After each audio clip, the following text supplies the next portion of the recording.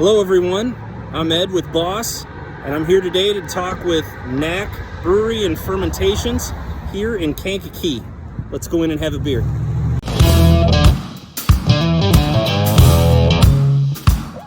A renovated storefront in Kankakee, Illinois serves as the latest addition to the independent brewing community, Knack Brewing and Fermentations. I'm here to talk today with Matt, co-owner and head brewer of Knack Fermentations and Brewery here. Knack Brewery and Fermentations, I apologize. No, you're good. Thanks for not calling me a brewmaster. I appreciate that. Are you brewmaster? Hell no. Do we call it that? Nope. Don't like being called a brewmaster at all, because I am not. I understand. So, Matt, let's kind of talk about what got you into wanting to open a professional brewery. Yeah, sure. I mean, mostly it's just taking something that I loved and wanting to make something of it, coupled with wanting to have something nearby that I can go hang out at, which is not the case because I'm working all the time. But at least all my friends and people that are cool and want to drink a beer, decent beer, I guess, can come here and hang out. I also didn't like my job at the time, which is sort of a common thread for many people. I'm also a little crazy, I think. Probably a little crazy. So part crazy, part job unsatisfaction, and and apparently no pun intended, but a knack for the job at hand here. Sure. So I guess let's start there. How did you get into brewing to start with? Did you train somewhere? Was it through home brewing? How did you start? Yeah, pretty much just home brewing. I went to me and a handful of friends took a road trip to Colorado a long time ago, which actually was the catalyst for me being into alpine hiking as well as brewing, because basically we slammed a 14er and then we went to New Belgium and weaseled our way onto the tour, and at that point it was very far in advance booked, and we just kind of walked up and they're like, oh, we've got some dropouts, so come on in. And then I was kind of overwhelmed with how cool it was, sustainability heavy, just seemed like a fun place to work. Came back home, realized, Three Floyds is an hour away, let's go there. Did the tour there. Wasn't nearly as robust as the New Belgium one, but I was still just blown away by the beer. The food program was off the chain, and then I decided, hey, people homebrew, right? So why don't I start doing that? And then I sort of started to piece together, incorrectly, what I thought I needed. Wasted a lot of money on stuff I didn't really need or use. But that's pretty much how it started. It's never wasting money. It was all building towards something. I guess that's true. And now here we are. Right. Still wasting money to this day. If that's how you look at it, yeah. I get it. All right. So what do you feel like is, for people to walk in the door, what would be the one key takeaway that you want them to know about Knack here? Yeah, that we care. I think that's a big problem with a lot of businesses in general. Is it's more of a profit pusher, where for us, obviously profits are important. I have a family, we have to keep the lights on and things of that nature, but glassware is a huge sort of pillar for us. We are incredibly intentional with how we clean our glassware, how it's stored, the type of glassware we use. We have bartenders that we train to not touch the glassware to the metal, aside from maybe these liquid taps.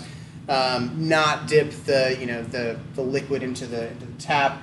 But yeah, having clean glassware is very important, because there's been, I'm sure you were victim to this as well, is just going to a place, getting a glass, and just riddled with bubbles on the side, and you're just sort of, I'm too nice to send it back, but I'm just repulsed, and I just kind of suck it down anyways.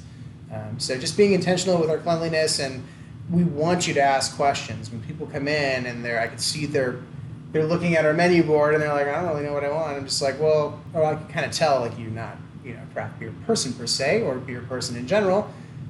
What do you drink at home? Or what tickles your fancy? We'll recommend something to you. And we just kind of want to be a safe space in the community, and a place where people can hang out and not feel like they're being ostracized or judged in any capacity.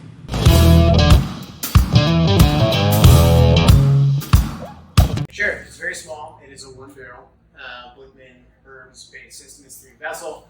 We do have an oversized hot liquor tank. It became clear to me very early that we couldn't do step mashes when we were brewing because we were depleting all the hot liquor and the herbs coil had nothing to heat transfer through. So we have a 1 barrel system with an oversized hot liquor tank. We've got a handful of 2 barrel glycol jacketed fermenters, or the unit tanks, I guess you could say. And then we have 2 1 barrel unit tanks over there, the single wall with the coils. We do not do that again. They're quite the bugger to clean, and I just feel like they don't hold temperature very well. It's clearly a mess. There's things on the floor. The floor is sticky. I just brewed today. And it typically proves to be a very long day. I did 1 turn today, which means that I brewed 1 single barrel and put it into a single barrel fermenter. When I fill these guys, I have to do 2 turns, which takes forever. I'm usually here at 6 in the morning, and I leave at about 5 or 6, if I'm lucky. And then sort of your basic sort of, I have to organize my things somehow. We have a floor drain, which is, I wish was a trench. We have an overpowered pump. Other than that, it's just a big old hodgepodge of messy things that I try to keep clean before people come in. Usually it's a mess in here, and then Thursday rolls around, I'm like, well, people are coming tomorrow, we gotta clean it up. So that's how that works.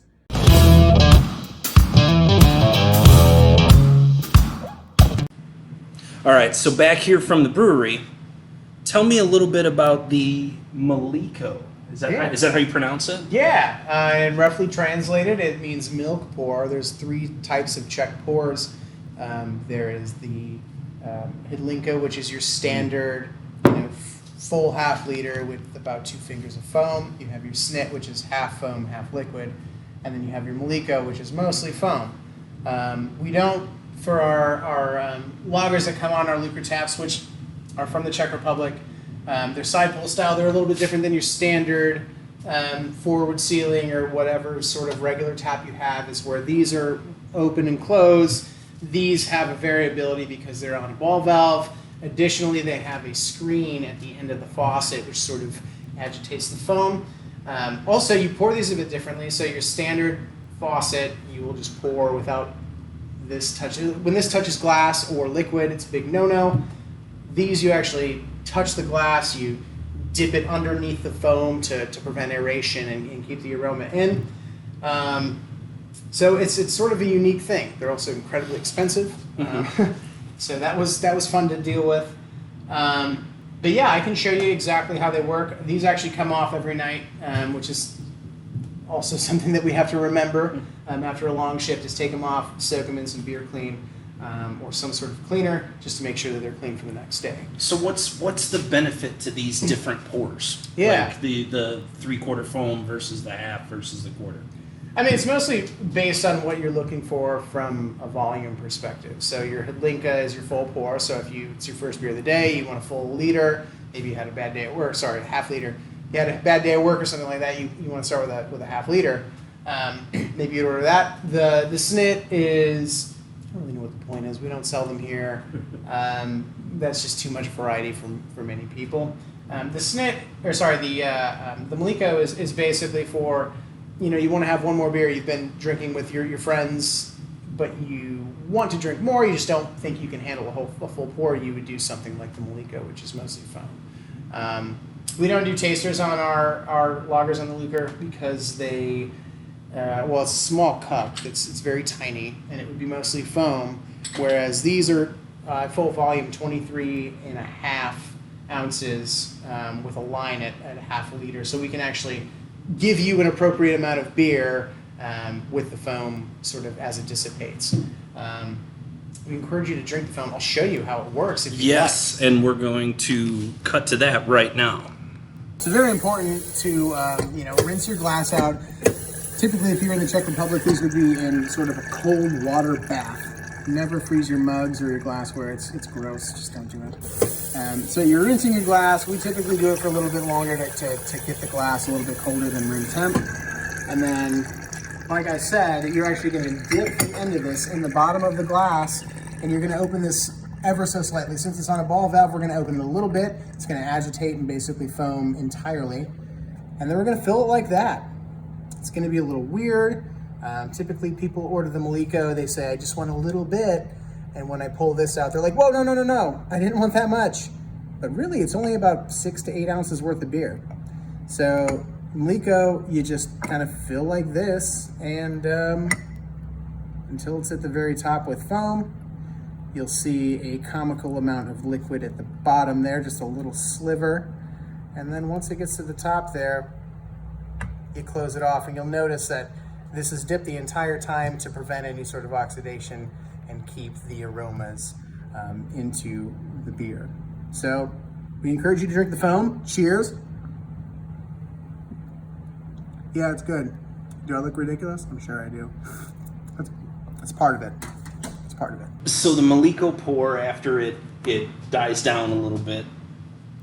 Yeah. That's not bad. I mean, that's decent. Yeah. So I mean, it's slightly more expensive than a taster, and it's also slightly more beer.